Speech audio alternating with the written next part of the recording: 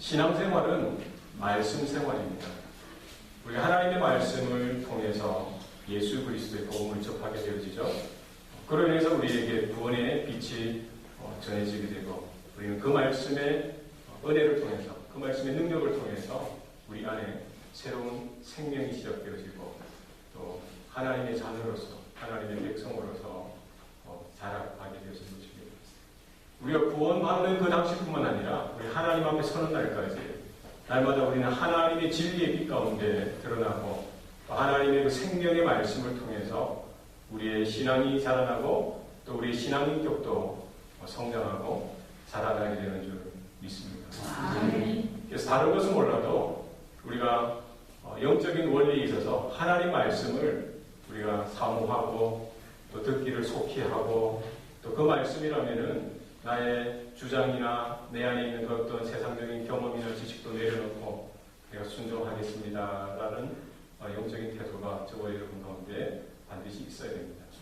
그래서 우리가 하나님의 말씀을 늘 언제나 부지런히 듣고 또 들을 수 있는 저와 여러분 되시길 바랍니다. 믿음은 들음에서 나고, 들음은 그리스도의 말씀으로 인한다라고 했습니다. 그래서 우리 영안이 열려지고 또 우리의 귀가 열려져서 하나님의 말씀을 날마다 속히 듣는 저와 여러분 되었으면 좋겠습니다. 말씀, 이 성경 말씀이죠. 이 말씀, 이 기록되어진 말씀인데 이것은 하나님의 계시의 말씀입니다. 그래서 창세기부터 계시록까지 이것은 하나님의 성령의 영감에 의해서 인간 저자가 서술했지만 하나님의 영감에 의해서 이렇게 하나님의 계시를 통해서 받아들인 것이 성경 말씀입니다. 그래서 성경은 구약 성경과 신약 성경으로 나누죠. 구약과 신약이 나눕니다. 영어로 말하면 Old Testament, 그죠? 또 신약은 New Testament. 이 테스트먼이 뭡니까?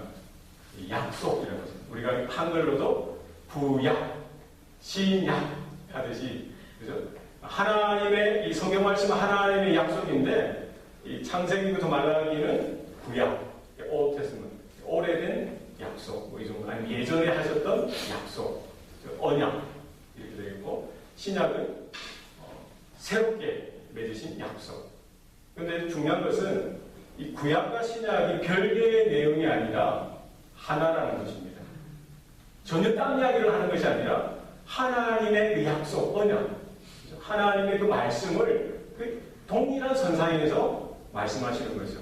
그래서 다르게 보면은 구약은 하나의 하나님의 언약의 약속이면은 신약은 그 언약의 성취, 그죠? 그래서 우리가 구약을 볼 때는 뭘로 봐야 하는 게 좋습니까? 신약의 말씀을 통해서 구약을 해석하는 것이 온전한 해석이 될 수 있다는 거죠. 그럼 신약은 어떻게 해석하는 게 좋을까요? 구약의 말씀을 통해서 신약을 우리가 볼 때에 온전하게 이해가 되어진다는 것입니다. 그래서 우리가 성경을 읽다가 어느 부분 이해가 안 된다. 그러면은 분명히 이 성경은 짝이다 있다라는 것입니다. 그래서 구약은 신약을 통해서 그 뜻이 더욱더 명료해지고, 또 신약은 이 구약의 말씀을 통해서 그 뜻이 더욱더 풍성해진다라는 사실을 여러분 기억하시기 바랍니다. 그래서 구약은 하나님께서 이 창세기부터 말라기까지는 무엇에 대한 약속입니까? 하나님의 구원에 대한 약속이죠. 하나님의 독생자, 하나님의 하나뿐이신 그 독생자 메시아, 예수 그리스도. 그래서 오실 메시아를 보내주셔서 그 오실 메시아를 통해서 나타내실 하나님의 구원에 대한 약속이 바로 구약 성경이죠. 그럼 신약 성경은 뭐에 대한 약속입니까?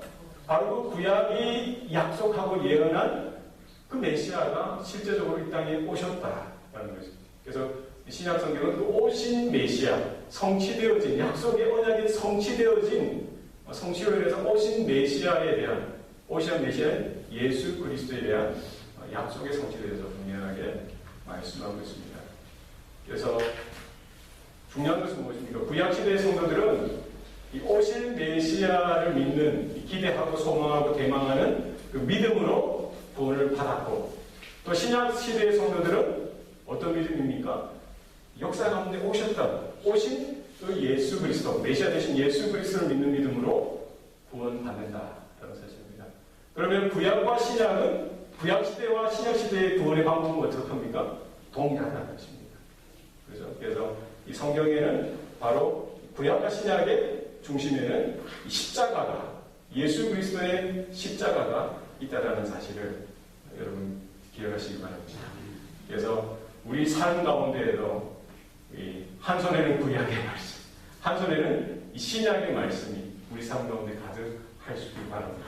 우리 신년 가운데 그 예수 그리스도의 피 묻은 십자가가 이 말씀을 환하게 밝혀주고 하나님의 성령의 진리의 빛이 우리의 생각과 마음과 우리의 삶 가운데 그 말씀으로 조명되어질 때에 우리가 흑암같이 어두워질 수밖에 없는 세상 가운데 빛의 자들로서 우리는 믿음으로 온전하게 살아갈 수 있다는 사실을 여러분 기억하시기 바랍니다.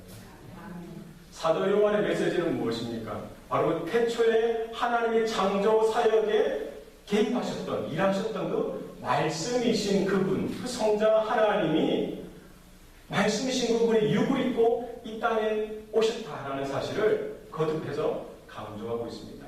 뿐만 아니라 그 제자들이, 그 초대교회 그 사도들이 그 예수님이 하시는 그 하나님의 말씀을 귀로 들었고 그들의 눈으로 그 예수님의 살아계심을, 예수님을 현장에서 보았고 또 그들의 손으로 분명하게 만졌다라고 말씀하면서 그 당시에 잘못되어진 영지주의의 가르침에 대해서 분명하게 경고하고 있는 것입니다.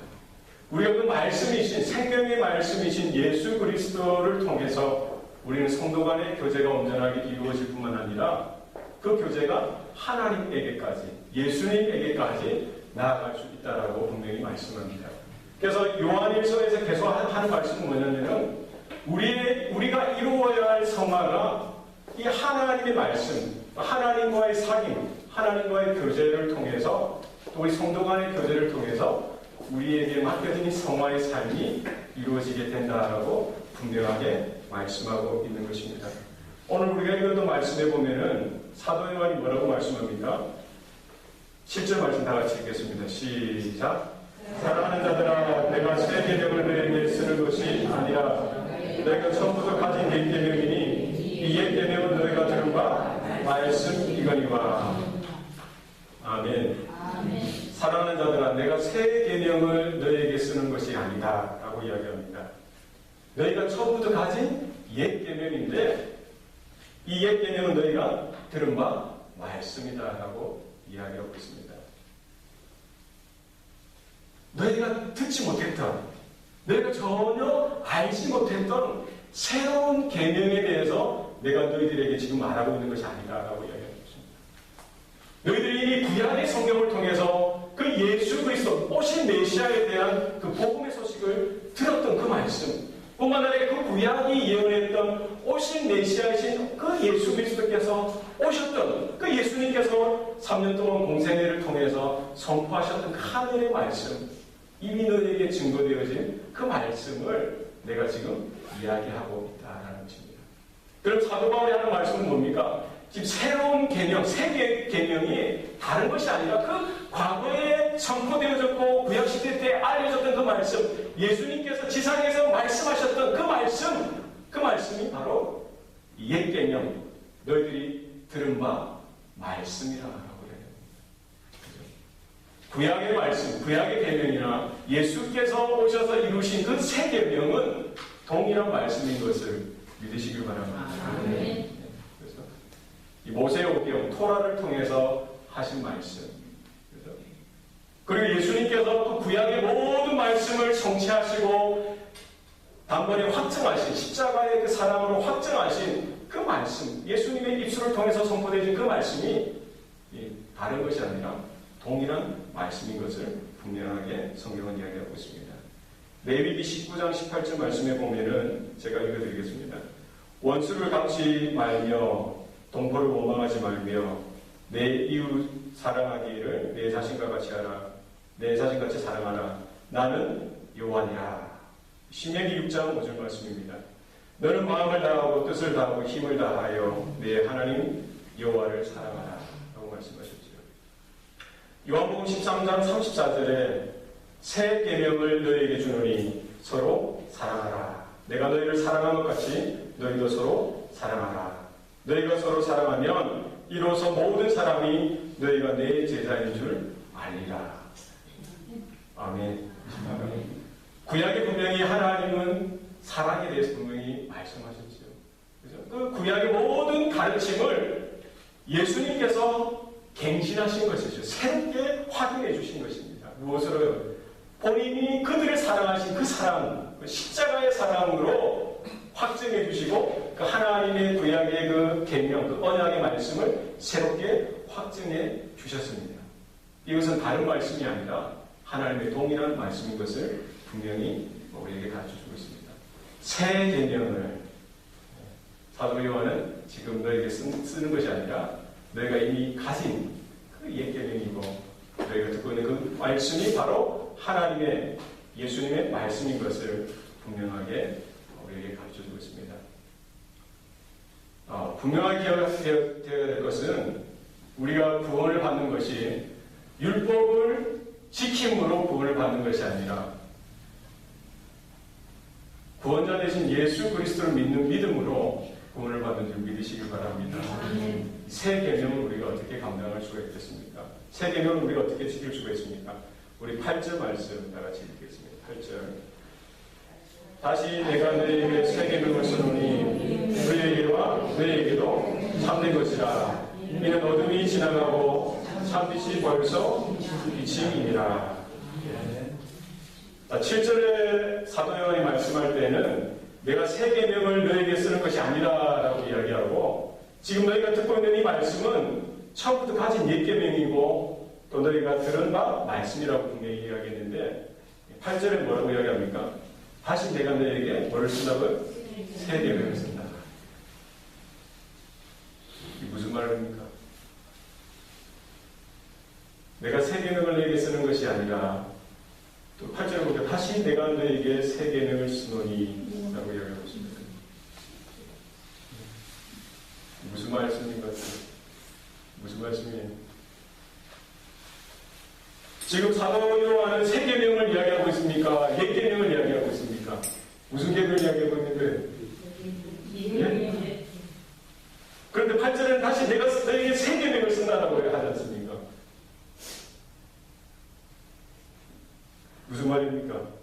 처음부터 저희가 말씀드렸던 대로 우리가 나눴던 대로 사실은 옛 계명, 새 계명이면 이제 우리가 옛 계명은 오래되고 낡은 계명, 새 계명은 새로운 산뜻한 계명 이런 계명인데 사실 하나님의 말씀은 동일하다. 여기에 대한 관점이 있어야 됩니다. 지금 사도 요한이 다시 새로운 관점에서 새로운 방편에서 새로운 의미로 내가 너희에게 새 계명을 쓴다라고 이야기하는 것은 지금 그들이 듣도 보도 못한 새로운 계명을 사도 요한이 말씀하고 있는 것이 아니라 바로 구약 창세기부터 말라기까지 있었던 그 말씀, 예수님께서 이미 선포하셨던 그 말씀을 새롭게 지금 너희들에게 선포한다라는 것입니다.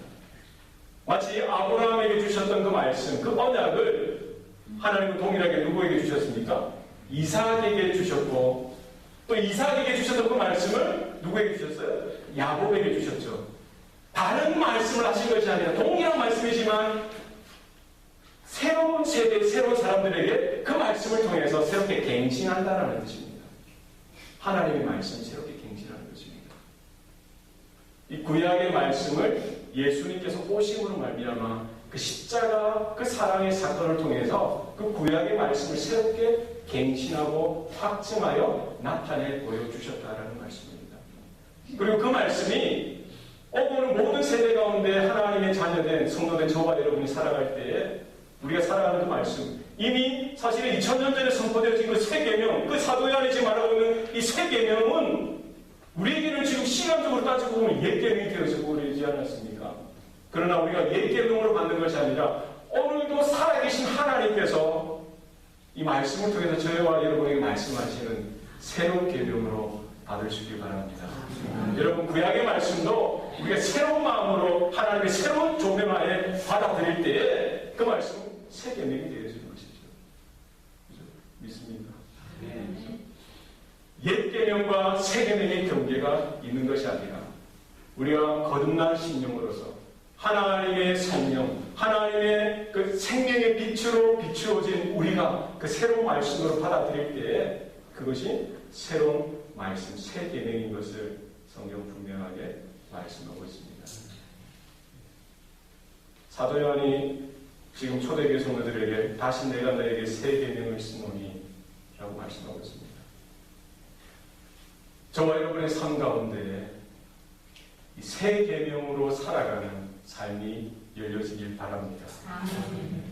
우리가 문자적으로, 우리가 율법적으로, 우리가 종교적으로 이 말씀을 듣고 그 말씀 가운데 눌려서 살아가는 것이 아니라 예수님께서 십자가에서 피 흘려 죽으신 그 사건, 그 구속의 놀라운 은혜 가운데 우리가 그 말씀 가운데 우리가 부름받은 줄 믿으시기 바랍니다. 우리가 하나님의 그 말씀을 받을 때, 이 구약성경이나 신약성경을 받을 때 십자가를 통해서 받을 때에만, 십자가의 그 피 흘리신 사건을 통해서 그 말씀을 받을 때 우리에게 새 계명으로 다가오는 은혜가 있는 줄 믿으시기 바랍니다. 여러분, 율법, 이 복음도, 이 신약성경에 나와 있는 이 복음도 우리 율법적으로, 인간적으로, 종교적으로 그 말씀을 받으면 여전히 그 말씀은 옛 계명에 머물러 있는 것입니다. 이 말씀을 내가 듣고 내가 지켜야 되는데, 이 말씀을 따라 내가 살아가야 되는데, 여기에 부담감으로, 종교적인 부담감으로 그 수준에 머물러 있으면은 이거는 그렇게 되어지는 것입니다. 지금 사도 요한이 다시 내가 너희에게 새 계명을 쓰노니, 그죠? 그에게와 너희에게도 참된 것이라. 이 그에게는 누굽니까? 예수님에게. 그리고 너희에게도 뭐 어떤 것이라고? 참된 것이다. 우리가 예수 그리스도의 십자가의 은혜로 하나님의 성령의 조명을 하신 가운데 그 은혜로 그 말씀을 받을 때 하나님과 우리와의 관계가, 이 교제가 영적으로 새롭게 갱신되어지고 새로워질 뿐만 아니라 이것이 하나님에게도 예수님에게도 참된 것으로 드러날 뿐만 아니라 저와 여러분에게도 참된 것으로 드러나는 줄 믿으시기 바랍니다.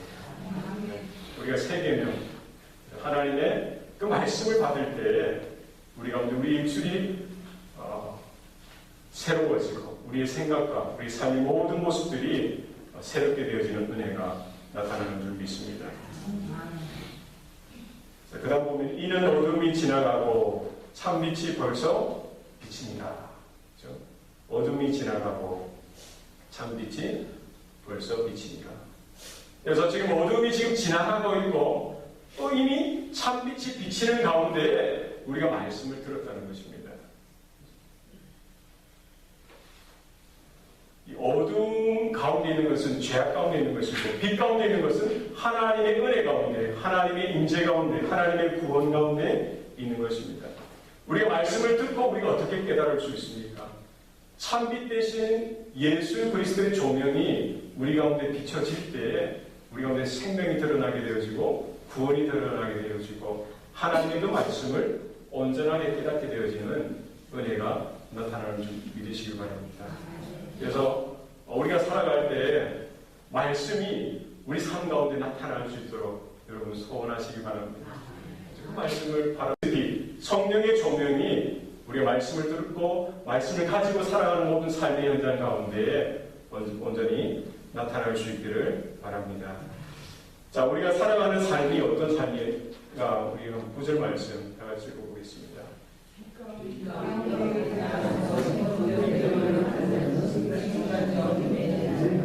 빛 가운데 있다 하면서 그 형제를 미워하는 자는 지금까지 어둠이 있는 자요.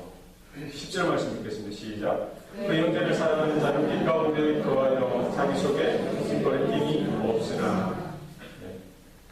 빛 가운데 있다 하면서 형제를 미워하면 어둠 가운데 있다라고 성경은 말씀하고 있습니다. 11절 말씀에 보면은 그의 형제를 미워하는 자는 어둠에 있고 또 어둠에 행하며 갈 곳을 알지 못하나니 이는 그 어둠이 그의 눈을 멀게 하였습니다 라고 말씀하고 있습니다. 우리와 하나님과의 관계는 어떻게 드러납니까? 어떻게 드러납니까? 우리에게 허락하신 그 형제와의 관계를 보면은 우리의 영적인 건강 지수가 드러날 수가 있는 것입니다. 우리가 하나님께 예배하고 뭐 헌금 생활도 잘하고 봉사 생활을 잘하는 그런 중요하지만 우리가 어떻게 우리의 영적인 상태를 볼 수 있습니까? 내 마음을 우리가 볼 수 있어야 됩니다. 내 마음 가운데 형제를 용납하지 못하고 형제를 이해하고 품지 못하는 그런 마음들, 오늘 본문에 보니까 거리낌이라고 해서 거리낌. 그 어떤 거리낌이 내 가운데 있다라고 한다면 하나의 징조가 되어지는 것입니다. 그죠? 이게 미워하는 마음, 미워하는 생각들이 이렇게 스쳐 지나갈 수 있지만 그것이 적극적으로 내 마음 가운데 뿌리를 내리고 누군가를 정말 미워하게 되어진다고 한다면 그건 신앙생활에 있어서 아주 위험한, 아주 심각한 신호가 되어지는 것이죠. 빛 가운데 있다면서 그 형제를 미워하는 자는 지금까지 어둠의 문제예요. 자, 저와 여러분 한번 말씀의 빛으로 비춰보시기 바랍니다. 우리가 신앙생활을 한다고 하고 또 우리의 직분자로서 성도로서 살아갔는데 나의 삶을 한번 비춰보시기 바랍니다. 내가 빛 가운데 있고 하나님의 자녀이고 하나님의 그 임재 가운데 날마다 나아가기를 애쓴다고 하면서 나의 모습 가운데 누구를? 그 형제를 미워하는 마음이 있는지 없는지 살펴보시기 바랍니다. 아마 대부분은 만약에 100명의 형제가 있으면은 98명, 99명은 우리가 용납하고 그 관계가 너무나 좋아요. 너무나 아름다워요. 그러나 지금 성경은 우리에게 고발하기를 많은 형제들을 미워하는 게 아니라 누구예요? 그 형제. 내가 정말 넘지 못하는, 감당할 수 없는 어떤 대상이 있다는 거예요. 많은 사람이 아닙니다. 몇 명일까요? 아마 100명이면 1명, 2명일 거예요. 그 형제를 만약에 내 마음 가운데 미워하는 마음이 있다면 나는 지금 내 몸은 교회에 남아있고 예배 자리에 남아있어도 나는 어둠 가운데 한 걸음 한 걸음 더 가까이 나가는 순간이 되었습니다라는 사실입니다. 여러분 어떻습니까? 우리 마음 가운데 하나님의 사랑이 가득 차시길 바랍니다. 네. 여러분 죄는 먼저 아세요? 죄. 하나님이 함께 없는 것. 예, 하나님 없는 것. 예. 우리 수지자매님. 죄는 하나님 없는 생각, 하나님 없는 태도, 하나님 없는 행동, 하나님 없는 선택과 결정이 다 죄죠. 죄는 뭐예요? 하나님 없는 거예요. 그러면 선은 뭐예요? 하나님 믿는 거죠. 자, 다시 질문. 어둠은 뭐예요? 어둠 뭐예요? 빛이 없는 게 어둠이죠. 그죠? 그러면 미움은 뭐예요? 미움. 사랑이 없는 거. 자, 답이 나왔어요. 내가 누군가를 정말 내 마음은 정말 국민에게 주고 싶고 사랑하고 싶은데 여기 안에서 계속 못 올라와요. 미워하는 마음이 있을 수 있어요. 미워하는 마음들이, 생각들이 막 생겨나는 거예요. 이걸 내가 어떻게 절제할 수가 없어요. 우리 어떻게 할 수 있습니까? 내 힘으로, 내 어떤 경험이나 내 어떤 기도의 영성으로 그걸 누를 수가 있습니까? 하나님의 사랑으로 우리의 심령이 충만하게 되어질 때 우리가 오늘 미움이 떠나가는 역사가 있는 줄 믿으시기 바랍니다. 네. 우리가 어둠을 어떻게 이길 수가 있습니까? 어둠의 이 죄악된 세상을 어떻게 이길 수가 있습니까? 나 안에 그 어떤 방법이나 능력이 없습니다, 여러분. 우리의 신앙생활 10년, 20년, 30년 평생 해도 우리가 어둠을 이길 수 없어요. 방법은 무엇입니까? 빛 대신 예수님께서 그 생명에 비치신 그 예수의 그 진리의 말씀이 내 심령 가운데 온전히 환하게 비춰질 때 내 마음 가운데, 내 삶 가운데 어둠이 떠나게 하게 되는 역사가 있는 줄 믿으시기 바랍니다. 그의 형제를 미워하는 자는 어둠에 있고, 여러분 말씀을 들을 때 우리가 통곡할 수 있길 바랍니다. 정말 얼마나 우리가 걸려 넘어질 말씀이지 않습니까? 내 마음 가운데 용납하지 못하고 다른 사람은 몰라요. 다른 사람은 모르죠. 하나님 아시고 본인은 알겠죠. 용납하지 못하고 미워하는 자, 반대로 사랑하지 못하는 자가 있다라고 한다면 우리 어둠에 있는 것이고, 어둠에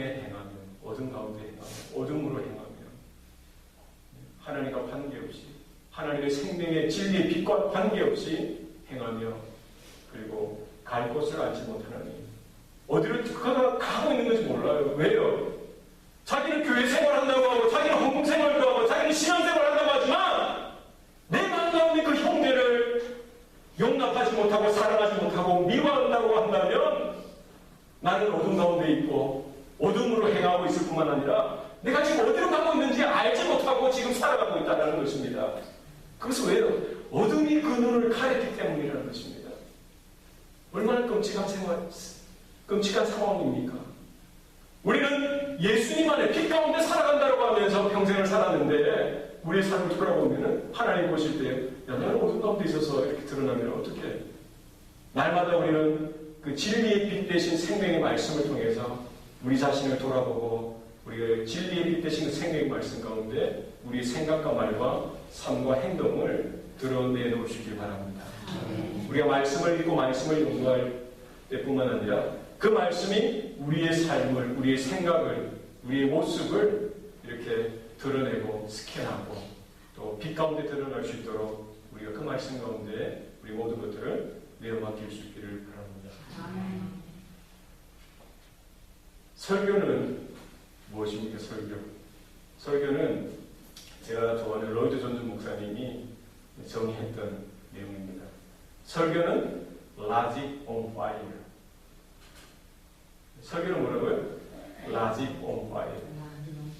logic, 논리. 그리고 on fire. 불 위에 있는 논리라는 거죠. 진리, 불 위에 있는 진리. 불. 우리가 하나님의 말씀을 들을 때 그 말씀, 논리 자체로만, 그 말씀 자체로만 듣게 되어지면 이게 다가 아니에요. 뭐가 있어야 됩니까? 하나님의 성령의 불이 붙여져야 되는 거예요. 믿습니까? 우리가 말씀을 증거할 때도 마찬가지죠. 우리 말씀 자체 내가 아는 지식 가지고 증거할 수 있죠. 그것으로 부족하다는 거예요. 뭐가 역사하셔야 돼요? 하나님의 성령의 불, 하나님의 성령의 능력, 하나님의 성령의 빛이 우리 입술과 듣는 현장과 듣는 사람에게 역사할 때에 하나님의 놀라운 역사가 나타나는 줄 믿으시길 바랍니다. 우리가 날마다 하나님의 진리의 말씀을 듣습니다. 우리는 무엇을 사모해야 됩니까? 하나님 우리의 말씀을 들을 때에 하나님의 진리의 영에 놀라운 은혜가 임하게 도와주시옵소서. 성령의 불로 하나님의 심령이 뜨겁게 불타게 하여 주옵소서. 이런 사모하는 마음이 저와 여러분 있기를 바랍니다. 오늘 저녁에 사도 요한이 다시 내가 너희에게 새 계명을 쓰노니라고 말씀하셨습니다. 저와 여러분의 삶 가운데 우리 다시 내가 이 새 계명을 붙들고 살아가겠습니다. 내가 다시 이 새 계명을 붙들고 하나님 앞에 한 걸음 더 나아가겠습니다. 이와 같은 다짐이 저와 여러분 가운데 있기를 바랍니다.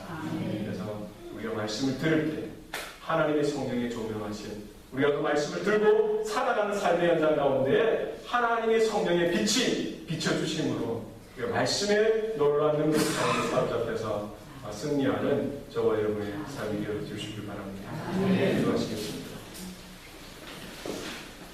살아계신 아버지 하나님,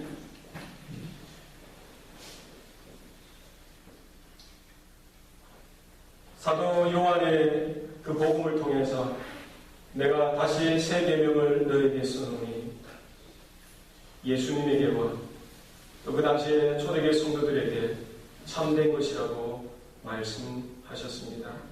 하나님 우리의 삶 가운데 예수 그리스도의 피 묻은 그 새 계명이 우리의 마음판에 새겨지게 하여 주시고 우리가 이 말씀에 의지하여 말씀을 붙들고 말씀에 붙들려 살아가는 모든 삶의 현장 가운데 하나님의 성령의 빛이 환하게 비춰지게 하여 주시옵소서. 하나님 모든 세상 가운데 살아가는 동안에 우리가 어둠에 거하는 것이 아니라 생명의 빛 가운데 거하게 하여 주셔서 내 의지와 내 능력과 내 노력으로 그 말씀을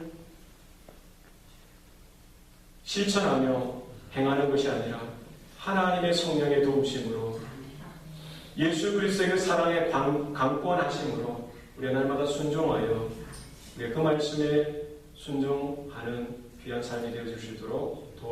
주시옵소서. 하나님, 내가 감당할 수 없는 사람이 있습니다. 하나님, 오랜 세월 우리가 신앙생활을 하고 주님의 말씀을 들었지만 정말 내가 그를 축복하지 못하고 사랑하지 못하고 품지 못하고 용납하지 못하고 정말 주님께서 나를 사랑하여 주셨던 것처럼 나도 그를 사랑하지 못했던 것, 주님께서 그를 사랑하신 것만큼 내가 그를 존중하고 사랑하지 못했던 것 하나님 용서하여 주시옵소서. 하나님, 우리의 마음 가운데 있는 어둠이 물러나가게 하여 주시옵소서. 하나님의 성령의 빛이, 주님의 그 참빛이 비춰주시사 하나님, 우리가 하나님의 능력 가운데 사로잡혀서 우리가 정말 우리에게 맡겨주신 그 영혼을 사랑하고 품고 섬길 수 있도록 도와주시옵소서.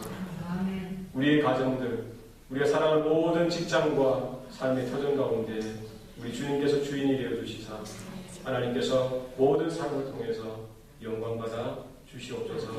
모든 것 감사드리고 예수님 이름으로 기도합니다. 아멘.